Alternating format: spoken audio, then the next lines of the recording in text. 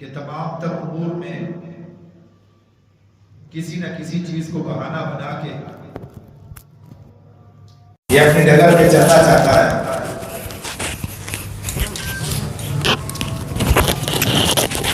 من جملہ جو بہانے شیطان انسان کو گھڑ کے دیتا ہے، اس میں سے ایک بہانہ یہ ہے کہ جب بھی انسان کو کوئی خیر کی بات کی جائے، کوئی سمجھانے کی بات، دین اسلام پہ چلنے کی بات اگر انسان کو کی جائے تو سامنے سے کہہ دیتا ہے کہ جب اللہ توفیق دے گا تو یہ نیکی کا کام ہم کر لیں گے۔ ایک آدمی نماز نہیں پڑھتا، اسے کہا جائے کہ بھائی آپ نماز پڑھے، تو سامنے سے یہ کہتا ہے کہ اللہ جب توفیق دے گا تو ہم نماز پڑھ لیں گے۔ ایک آدمی داڑھی نہیں رکھتا، اسے کہا جائے کہ بھائی آپ داڑھی رکھ لیں کہ اللہ کے نبی علیہ الصلاۃ والسلام کی سنت ہے، تو سامنے سے یہ بھی یہ کہتا ہے کہ دعا کرے اللہ جب مجھے توفیق دے گا تو میں داڑھی رکھ لوں گا۔ اسی طرح سارے زندگی کے انسان کے امور، انسان ان تمام چیزوں کو، اپنی برائیوں کو، اپنی نالائکیوں کو، اپنے گناہوں کو اللہ کی توفیق پہ ڈالتا رہتا ہے۔ اور حقیقت بات اس حد تک اس کا انکار کرنا ممکن نہیں ہے کہ اللہ کی توفیق کے بغیر انسان کوئی خیر کا کام کر بھی نہیں سکتا۔ ایک بہت بڑا خزانہ جسے اللہ کے نبی علیہ الصلاۃ والسلام نے خزانہ کہا ہے، ذکر کے عظیم ترین الفاظ جو اللہ کے نبی علیہ الصلاۃ والسلام کیا کرتے تھے وہ ہے لا حول ولا قوت الا باللہ۔ اگر لا حول ولا قوت الا باللہ کے معنی پر غور کرے تو اس کا معنی بھی یہی ہے کہ اے اللہ، گناہوں سے، شرور سے، برائیوں سے ہم خود بچ نہیں سکتے جب تک تو ہمیں نہ بچائے۔ ولا قوت الا باللہ، اے اللہ نیکیوں کی توفیق، نیکیوں کی طاقت وہ بھی تیرے ہاتھ میں ہے۔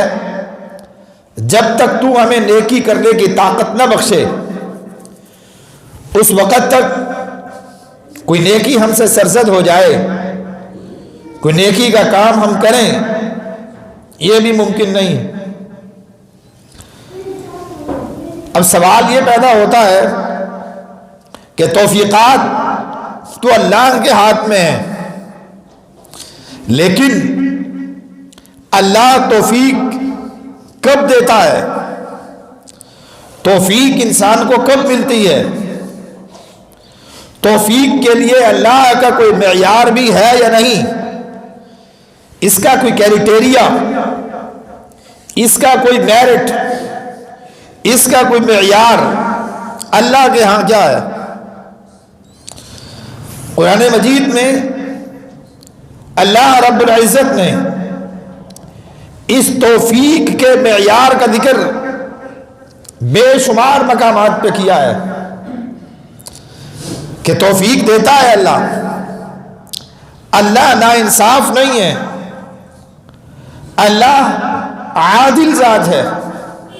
یہ نہیں ہے کہ اللہ بعض بندوں کو نیکیوں کی توفیق دے، اس توفیق کی وجہ سے وہ نیکیاں کرتے رہیں اور قیامت کے دن وہ جنت میں چلے جائیں، اور اس کے برخلاف کچھ لوگوں کو اللہ ہی توفیق نہ دے اور وہ نیکیاں نہ کر سکیں، اللہ ان کو جہنم میں ڈال دے. تو یہ تو انصاف کی بات نہیں ہے. اللہ توفیق کسے دیتا ہے؟ توفیق کب ملتی ہے؟ اللہ کی توفیق کا صحیح مفہوم کیا ہے؟ اللہ رب العزت توفیق کسے بخشتا ہے؟ اس موضوع کو سمجھنا انسان کے لیے ازحد ضروری ہے. قرآن مجید میں اللہ رب العزت نے الف لام میم کے بعد جس موضوع کو بیان کیا وہ یہی موضوع ہے. فرمایا ذالک الکتاب لا ریب فیہ ھدی للمتقین. دیکھیے یہ نوشتہ خداوندی، یہ آسمانی صحیفہ، اسے ایک مقام پر تو ھدی للناس کہا گیا. اللہ کہتے ہیں شہر رمضان الذی انزل فیہ القرآن. یہ قرآن مجید جو رمضان کے مہینے میں نازل کیا گیا ہے، اس میں ہم نے ساری انسانیت کے لیے ہدایت کا سامان کر دیا ہے. اور دوسرے مقام پر یہ کہا گیا کہ ھدی للمتقین، یہ کتاب صرف متقین کو ہدایت دیتی ہے. ذالک الکتاب لا ریب فیہ، کوئی شک نہیں ہے اس کتاب میں، ھدی للمتقین، اور یہ کتاب ذریعہ ہدایت ہے متقین کے لیے. اب اس بات کو سمجھیے، ایک جگہ پہ تو اللہ یہ کہتا ہے کہ ہم نے اس کتاب کو ساری انسانیت کے لیے ہدایت بنایا، اور دوسرے مقام پہ اللہ یہ کہتا ہے کہ ہم نے اس کتاب کو متقین کے لیے ہدایت بنایا ہے. تو اس کا مطلب کیا ہے؟ اس کی مثال آپ یوں سمجھ لیجئے، ایک بخار کی گولی یا ایک بخار کا سیرپ، اس کے اندر جو اللہ رب العزت نے صلاحیت رکھی ہے وہ بخار کو ختم کرنے کی صلاحیت ہے. اس کو جس طرح بھی بنایا گیا ہے، اس کو جس بھی انداز سے تیار کیا گیا ہے، اس کے اندر اللہ رب العزت اس کی وجہ سے انسانوں کو شفا بخشتا ہے. جو بھی اسے پیے گا اسے شفا ملے گی. ایک بندہ یہ کہتا ہے کہ یہ دوا اس میں بخار کا علاج ہے، اور دوسرا بندہ وہ دوا لے کر چلا جاتا ہے اور اس دوا کو جا کے اپنی فریج میں رکھ دیتا ہے، یا کسی اپنے گھر کی کھڑکی میں روشن دان میں رکھ دیتا ہے. ایسے انسان کو کیسے شفا ملے گی؟ اسے جب تک کوئی انسان استعمال نہیں کرے گا، اسے جب تک پیے گا نہیں، اسے جب تک اپنے اندر ڈالے گا نہیں، اس وقت تک اسے شفا نہیں مل سکتی. قرآن مجید بھی اسی طرح ہے کہ اللہ رب العزت نے اس کے اندر سامان تو ساری انسانیت کی ہدایت کے لیے کر دیا ہے، لیکن ہدایت کی توفیق اسے ملتی ہے جو اپنے دل میں تقوی، اللہ کا خوف اور اس قرآن مجید کی طرف اپنا رجوع کرتا ہے. فرمایا یہدی الیہ من اناب، اللہ توفیق دیتے ہیں. کون کہتا ہے کہ اللہ کی طرف سے توفیق نہیں ملتی؟ اللہ توفیق دیتے ہیں، لیکن توفیق کسے ملتی ہے؟ من اناب، جو انسان اللہ سے توفیق کا طلبگار ہوتا ہے. اللہ رب العزت نے انسان کو مجبور محض نہیں کیا، انسان کو اللہ رب العزت نے پابند نہیں کیا کہ اللہ رب العزت اگر چاہتا، قرآن مجید میں اس موضوع کا اللہ نے ذکر کر دیا ہے کہ اللہ رب العزت ہمیں اپنا مطیع کر سکتا تھا، بالکل اس طرح جس طرح پہاڑ اللہ کے مطیع ہیں، بالکل اس طرح جس طرح سورج اللہ کا مطیع ہے، بالکل اس طرح جس طرح چاند اللہ کا مطیع ہے، بالکل اس طرح جس طرح درخت اللہ کے مطیع ہے. اور اس موضوع کا اللہ رب العزت نے قرآن مجید میں اعلان کر دیا ہے. الم تر ان اللہ یسجد له من فی السماوات ومن فی الارض، کائنات میں جو کچھ بھی ہے وہ اللہ کی مطیع ہے. یہ چاند یہ ہم سے کئی گنا بڑا ہے، انسان سے تو دور کی بات ہے. اس زمین سے یہ سورج کئی گنا بڑا ہے، زمین سے کئی گنا زیادہ گرم ہے، زمین سے کئی گنا زیادہ اللہ نے اسے حجم بخشا ہے، لیکن للشمس ينبغي لها ان تدرك القمر ولا الليل سابق النهار وكل في فلك يسبحون۔ اللہ نے انہیں پیدا کیا، جس طرح انسان کو احکامات دیے اسی طرح سورج کو بھی احکامات دیے ہیں۔ اللہ رب العزت نے چاند کو بھی احکامات دیے ہیں، سورج کو بھی احکامات دیے ہیں۔ للشمس ينبغي لها ان تدرك القمر لیل ولا اللیل سابق النہار، اللہ نے رات کو بھی اپنا پابند کیا ہے، دن کو بھی اپنا پابند کیا ہے۔ دن اور رات یہ اللہ کے مطیع ہیں، اس کے فرما بردار ہیں۔ یہ چاند اور سورج یہ اللہ کے مطیع اور اس کے فرما بردار ہیں۔ یہ ساری کی ساری اللہ کی مخلوقات، یہ چرند، یہ پرند، یہ حیوان، یہ جماعتات، یہ نباتات، سارے اللہ کے مطیع ہیں، اور اللہ رب العزت کے حکم سے سربو تجاوز نہیں کر سکتے۔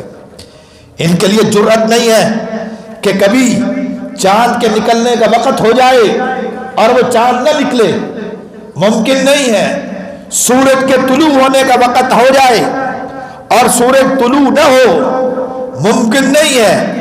سورج کے غروب ہونے کا وقت ہو جائے اور سورج غروب نہ ہو، یہ ساری کی ساری چیزیں اللہ نے انہیں ایک ٹائم ٹیبل دیا ہے۔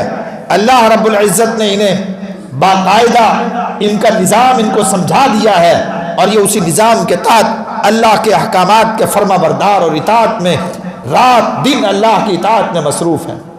اگر اللہ چاہتا تو انسان کو بھی ایسے کر سکتا تھا، انسان بھی سورج کی طرح، چاند کی طرح، زمین کی طرح، درختوں کی طرح اللہ کا مطیع اور فرما بردار ہوتا۔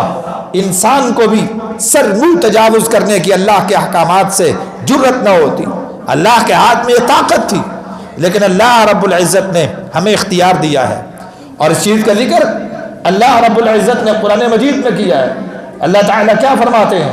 فرمایا اِنَّا عَرَضْنَا الْأَمَانَةَ عَلَى السَّمَاوَاتِ وَالْأَرْضِ، ہم نے اس اختیار کو پیش کیا آسمان پر بھی، ہم نے اس اختیار کو پیش کیا زمین پر بھی، کہ اگر آسمان والجبال، پہاڑوں کو بھی اختیار دیا کہ تم اگر چاہو تو تمہیں یہ اختیار دے دیا جائے کہ تم اللہ کے حکم کی فرما برداری کرنا چاہو تو تمہیں طاقت ہو، اور اگر اللہ کے حکم کی نافرمانی کرنا چاہو تب بھی تمہیں طاقت مل جائے۔ چاہتے ہو یہ اختیار تمہیں دے دیا جائے، چاہو تو اللہ کے حکم کی فرما برداری کرو، چاہو تو اللہ کے حکم کی نافرمانی کرو۔ اور ہاں، اختیار کے باوجود اگر تم اللہ کے حکم کی اطاعت کرو گے، اگر اختیار کے باوجود اللہ کے تم حکم کی نافرمانی کرو گے تو اطاعت کے اوپر تمہیں اجر دیا جائے اور نافرمانی کے اوپر تمہیں سزا دی جائے۔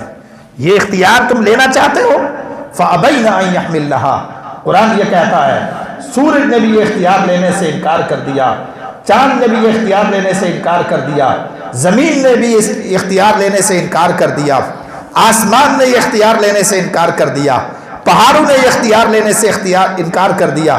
اے اللہ، ہماری یہ طاقت نہیں ہے کہ تو ہمارے اندر گناہ کا شوق بھی رکھے، گناہ کی طاقت بھی رکھے، اپنے حکم عدولی کا اختیار بھی ہمیں دے، تب بھی ہم تیری حکم عدولی نہ کریں اور بالکل سیدھے راستے پہ چلتے رہیں۔ اے اللہ، اس کے بعد پھر تیرا عذاب ہم سے ہمیں بھگتنا پڑے۔ اے اللہ، ہمیں تو اپنا مطیع محض کر دے، ہمیں اپنا فرما برداری کا مکلف کر دے، ہم سے اپنی نافرمانی کی طاقت ہی چھین لے۔ اے اللہ، ہمیں تو اپنی نافرمانی کی طاقت بھی نصیب نہ کر۔ ایسے میں قرآن یہ کہتا ہے فَحَمَلَهَا الْإِنسَانُ إِنَّهُ كَانَ ظَلُومًا جَهُولًا، انسان نے از خود یہ اختیار پسند کیا ہے۔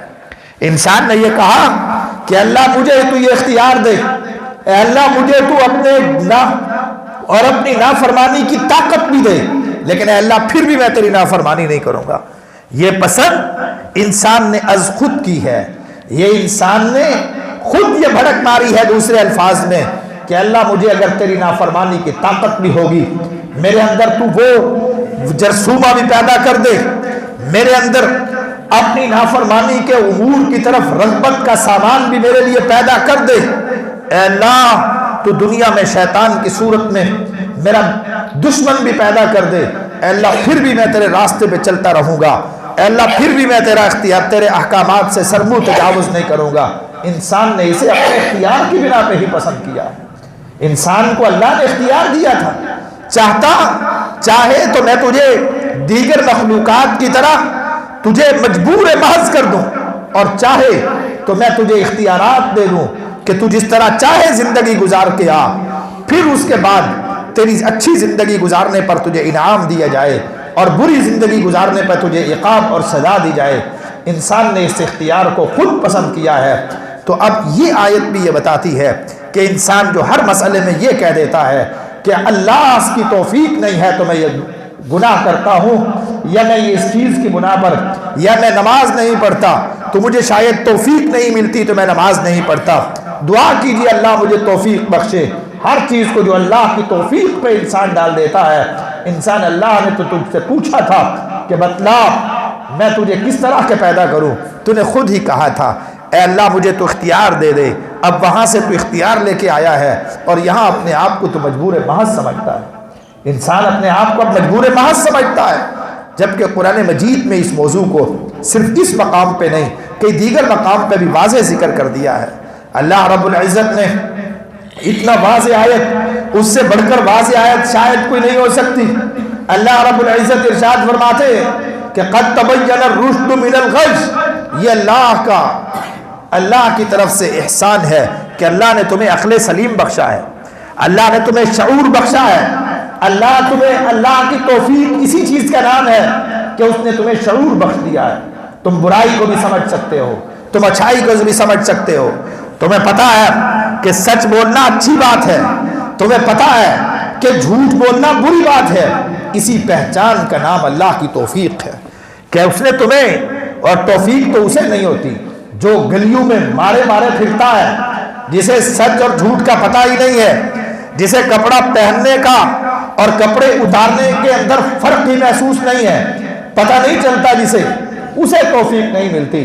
تجھے جو یہ اللہ نے توفیق بخشی ہے، اللہ نے تجھے یہ شعور بخشا ہے کہ تجھے بھلے کا بھی پتہ ہے، تجھے برے کا بھی پتہ ہے، تجھے اچھائی کا بھی پتہ ہے، تجھے برائی کا بھی پتہ ہے، تجھے دنیا کی بے ثباتی کا بھی علم ہے، تجھے آخرت کی پائیداری کا بھی علم ہے۔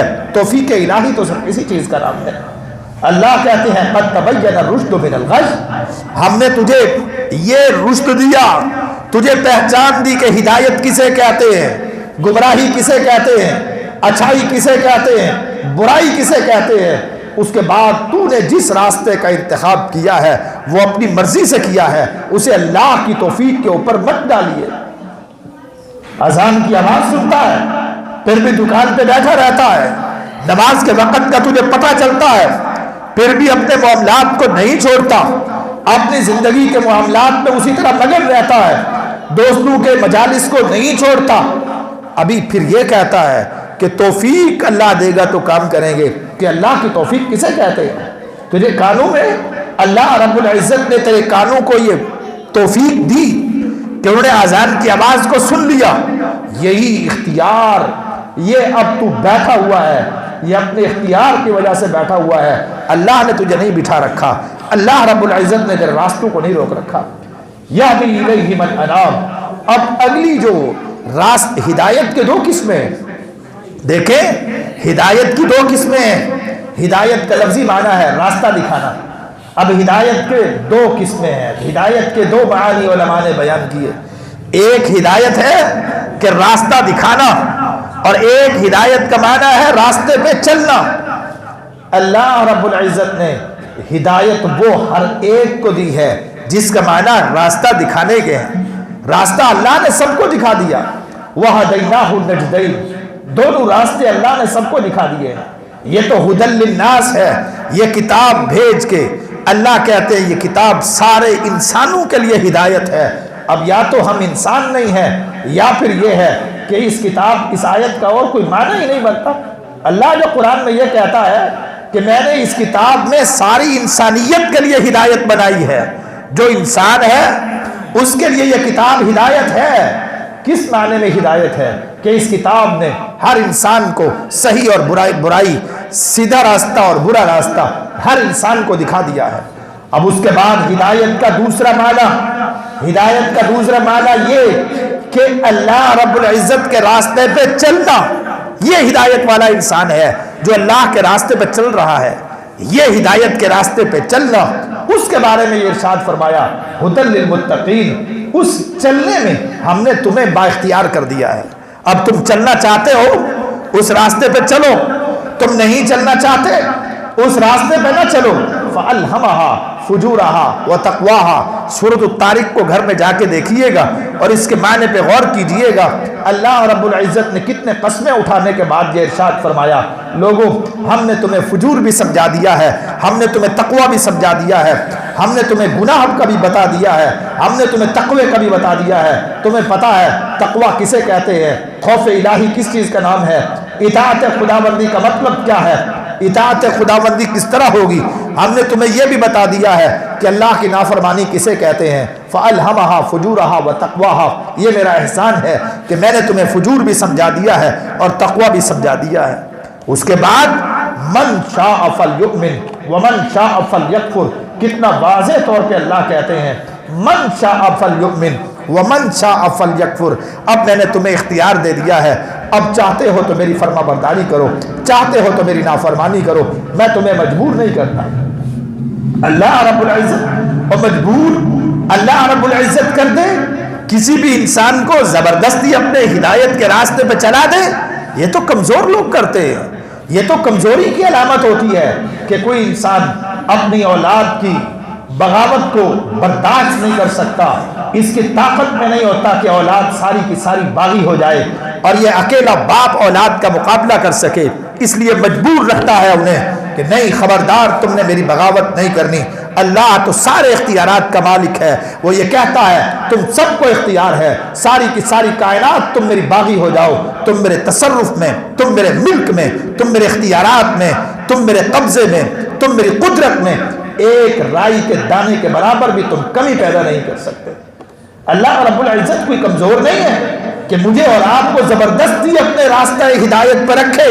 اللہ طاقتور ذات ہے اور ہمارا اختیار، ہمارے اندر یہ قوت ہمیں دے دینا کہ ہم نافرمانی اللہ کی کرنا چاہیں تو کر سکیں، یہ اس کے اللہ رب العزت کے جلال کی ایک قسم ہے، یہ اللہ کے جلال کی قسم ہے، اور انسان اس قسم کو استعمال کر کے گویا کہ اللہ کی بغاوت کر کے پھر اپنے آپ کو گویا کہ دوسرے الفاظ میں یہ تگو دو کرنے کی کوشش کرتا ہے کہ میں اللہ کا بگاڑ سکتا ہوں کچھ، یہ بگاڑنے کی کوشش کرتا ہے، لیکن وہ اللہ تو اتنا طاقتور ذات ہے، یہ رات دن اس کی نافرمانیاں کرنے کے باوجود بھی اس الہی ذات کا، اس قادر مطلق کا ذرہ برابر بھی اس کے ملک کا، اس کے اختیارات میں کمی پیدا نہیں کر سکتا۔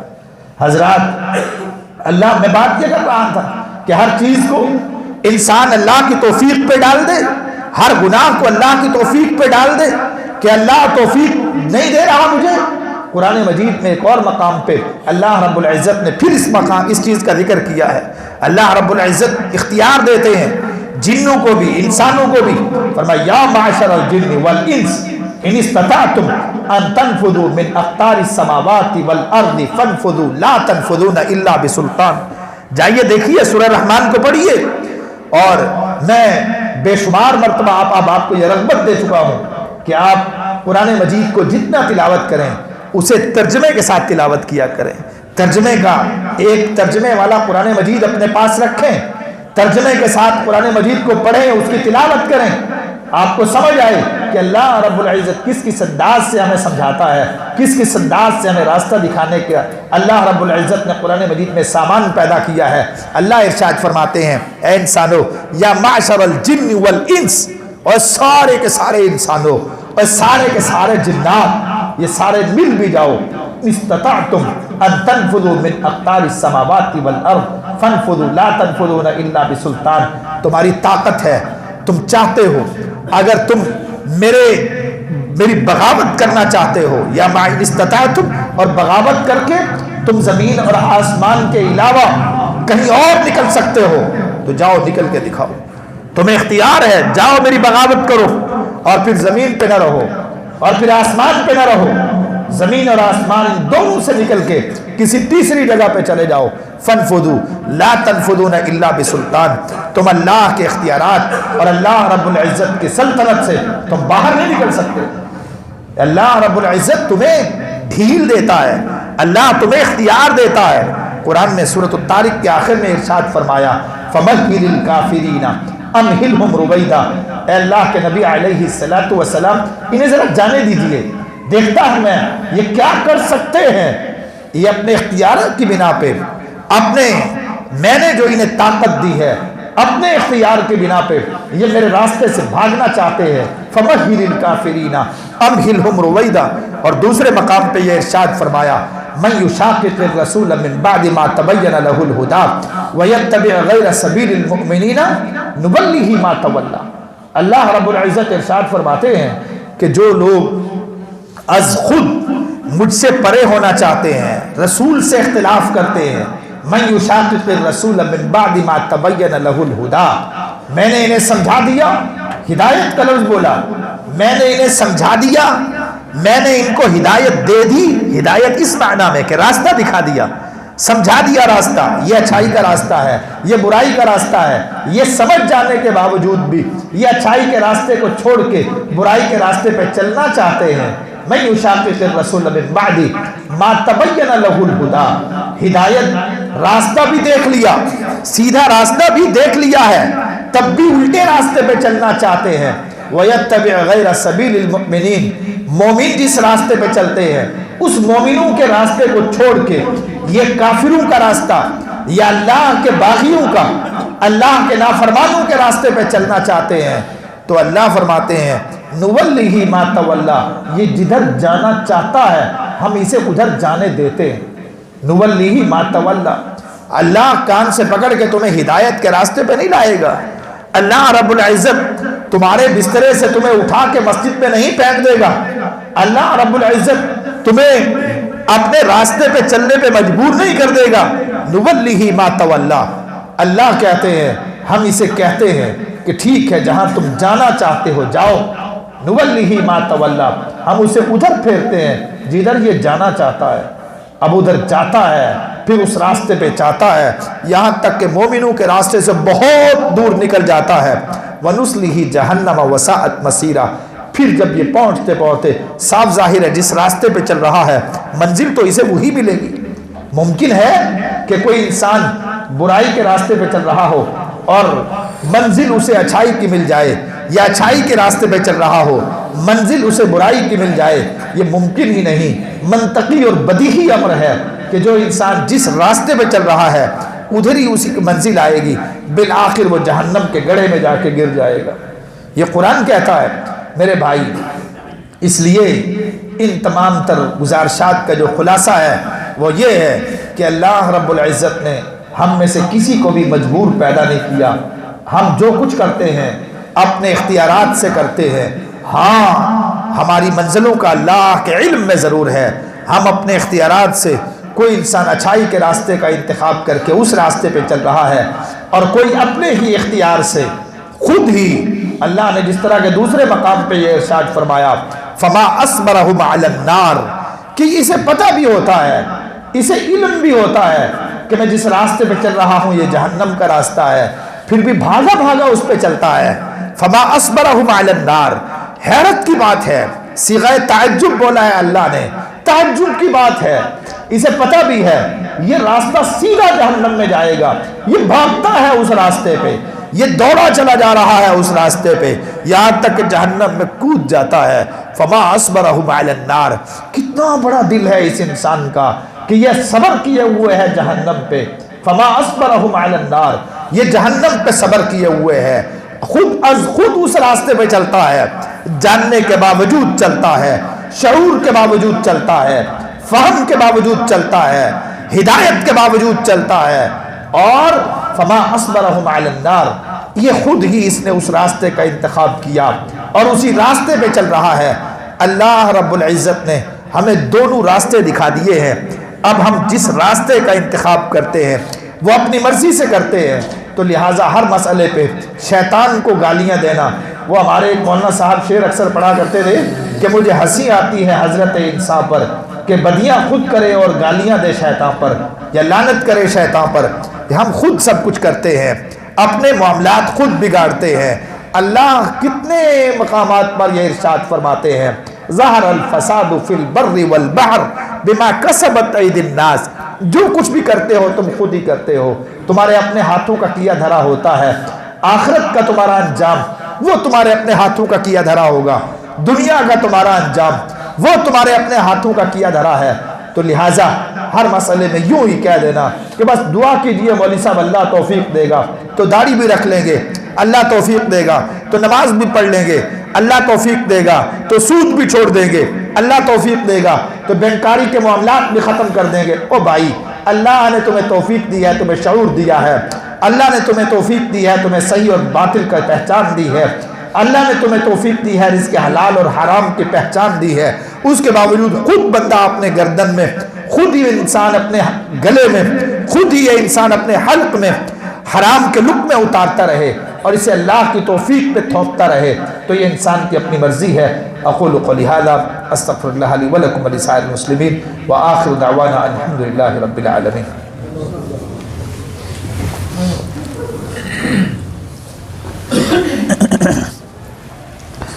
الحمد للہ.